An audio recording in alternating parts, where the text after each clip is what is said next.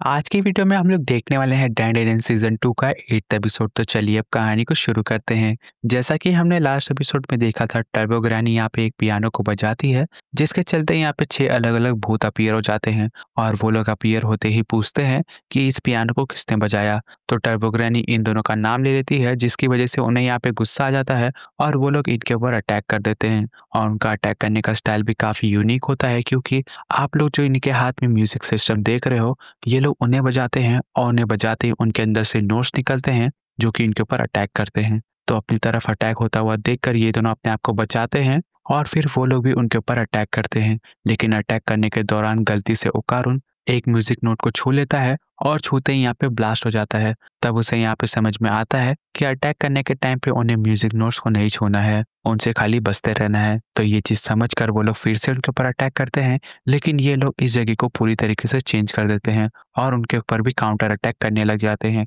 तो ये दोनों उनके अटैक से बचते रहते हैं। तभी ओकारुन यहाँ पे ये चीज़ एडमिट करता है कि आयरा यहाँ पे काफ़ी अच्छी तरीके से डॉज कर रही है। तो टर्बो ग्रैनी से सुनाती है और कहती है कि गधे कहीं के, तुम अपने पर फोकस करो और तुम भी आयरा की तरह ही डॉज करो। तो ओकारुन उन्हें ओके कहता है और वो जैसे ही ओके कहता है तभी उसके सर के ऊपर एक म्यूजिक नोट आके लगता है, जिसकी वजह से वो यहाँ पे फ्रीज हो जाता है। तो ये चीज देखकर टर्बो ग्रैनी से फिर से चिल्लाती है और कहती है कि देखा, मैंने तुमसे कहा था ना, तुम यहाँ पे ध्यान रखो। और वो जैसे ये बात कहती है, उनके भी सर के ऊपर एक म्यूजिक नोट आके लगता है और वो भी यहाँ पे फ्रीज हो जाती है। तो इन दोनों को मूव ना करता हुआ देखकर ये सभी लोग उनके ऊपर अटैक कर देते हैं और उनका अटैक इतना पावरफुल होता है जिसकी वजह से ओकारुन अपने नॉर्मल फॉर्म में आ जाता है। तो ये चीज देखकर आयरा को काफी गुस्सा आता है और वो उन सभी लोगों का ध्यान अपनी तरफ खींच लेती है ताकि कोई भी ओकारुन के ऊपर अटैक ना करे। और तभी ओकारुन कहता है कि मुझे यहाँ पे समझ में नहीं आ रहा कि मैं ये सारी चीज़ों को किस तरीके से हैंडल करूँ। और वो इतना कहकर थोड़ा सा डीमोटिवेट होने लगता है।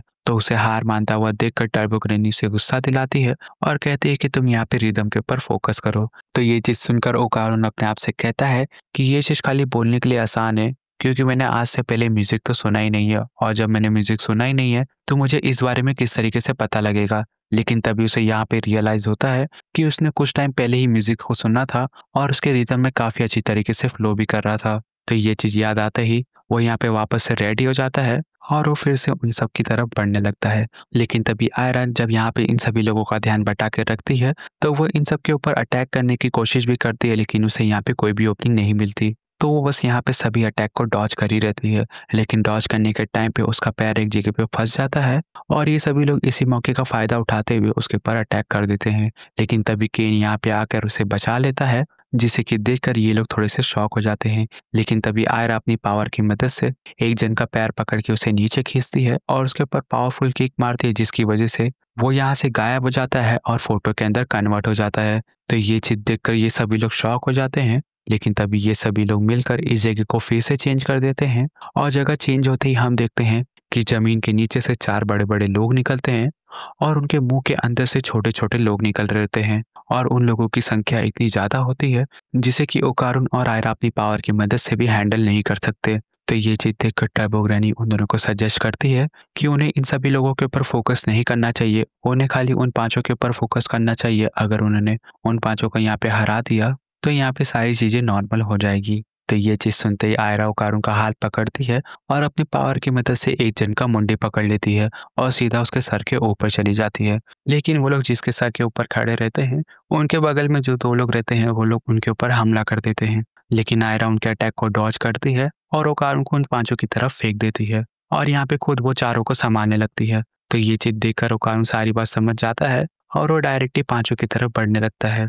और जब ओकारुन उन 5 की तरफ बढ़ रहा होता है तो ओकारुन को रोकने के लिए ढेर सारे लोग और भी बहुत सारी जगह से आने लगते हैं। तो ये चीज देखकर ओकारुन थोड़ा सा टेंशन में आता है, लेकिन वो अपनी स्पीड की मदद से उन सबको ओवरटेक करते हुए आगे की तरफ बढ़ता रहता है। और यहाँ पे आयरा अपना दिमाग लगाकर 3 लोगों को एक दूसरे से ही डाउन करा देती है और चौथे बंदे को एक पावरफुल किक मार के उसे भी डाउन कर देती है। और इतनी देर में ओकारुन काफी आगे तक पहुंच चुका रहता है, लेकिन ओकारुन को यहाँ पे समझ में नहीं आ रहा रहता कि वो उन 5 को एक साथ कैसे डाउन करेगा। लेकिन टर्बो ग्रैनी से समझाती है कि वो यहाँ पे खाली रिदम के ऊपर फोकस करे, क्योंकि अगर वो यहाँ पे होती तो वो उन 5 को एक ही साथ एक ही समय पे डाउन कर देती। टर्बो ग्रैनी से ये समझाना चाहती है कि अगर वो अपनी रिदम के ऊपर फोकस करेगा तो वो एक ही सेकंड में अलग अलग जगह पे भी मूव कर सकता है। तो ये बात जैसे ओकारुन को समझ में आती है तो वो फटाक से उन सब की तरफ चार्ज करता है और वो एक ही साथ पाँचों को डाउन कर देता है। और उन पाँचों के डाउन होते ही वो लोग भी फ़ोटो के अंदर कन्वर्ट हो जाते हैं और सारी चीज़ें नॉर्मल हो जाती है।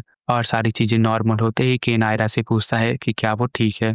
और जो आयरा ओकारुन की एक बात सुनते ही उसके पीछे लट्टू हो जाती थी, लेकिन वो इस बार उसके सामने ऐसी कोई भी हरकतें नहीं करती, वो उसे एकदम नॉर्मली जवाब देती है।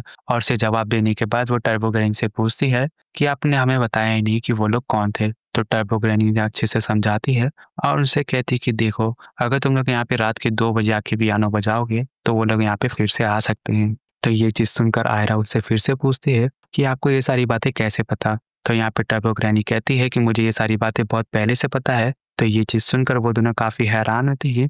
लेकिन यहाँ पे ओकारुन टर्बो ग्रैनी को थैंक यू करता है क्योंकि उन्होंने यहाँ पे काफ़ी ज़्यादा मदद की उन दोनों को ट्रेन करने में।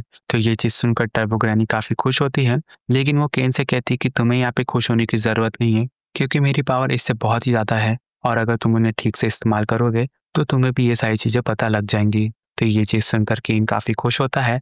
और वहीं दूसरी तरफ घर के अंदर हम देखते हैं मांजिरो को, जो कि सबसे कहता है कि वो यहाँ पे रिचुअल को वापस से करने वाला है, जिसकी वजह से उसने हायाशी को वापस बुला लिया है। तो ये बात सुनकर सभी लोग काफ़ी हैरान होते हैं, लेकिन मांजिरो सबको समझाता है और वो जीजी से कहता है कि देखो जीजी, हमें यहाँ पे ईवी के साथ रहने में काफ़ी ज़्यादा प्रॉब्लम आ रही है और अगर हमारी यहाँ पे ज़रा से भी गलती हुई, तो यहाँ पे किसी की जान भी जा सकती है। और मैं ये बात जानता हूँ कि तुम ऐसा नहीं चाहते हो कि कोई यहाँ पे मरे, तो इसीलिए मैं ऐसा चाहता हूँ कि हम लोग ये रिचुअल करें और ऐसी चीज़ें होने से पहले ही रोक दे। और वो इतना कहकर वहाँ से चला जाता है। तो ये बात सुनकर इन दोनों को काफ़ी बुरा लगता है और मोमो इस बात का पूरी तरीके से विरोध करती है, लेकिन यहाँ पे दादी उसके कोई भी बात का जवाब नहीं देती। तो ये चीज़ देखकर उसे और भी गुस्सा आता है, लेकिन तभी घर के बाहर से ओकारुन जीजी को आवाज़ लगाता है, जिसे कि सुनकर सभी लोग बाहर आते हैं। और इन दोनों को साथ में देखकर मोमो पहले सवाल पूछती है कि तुम दोनों इतनी रात में कहाँ पे थे, लेकिन केन मोमो को कोई भी जवाब नहीं देता और वो आयरा से कहता है कि जाओ तुम उसके ऊपर ठंडा पानी फेंको। तो ये चीज़ सुनकर सभी लोग काफ़ी हैरान होते हैं,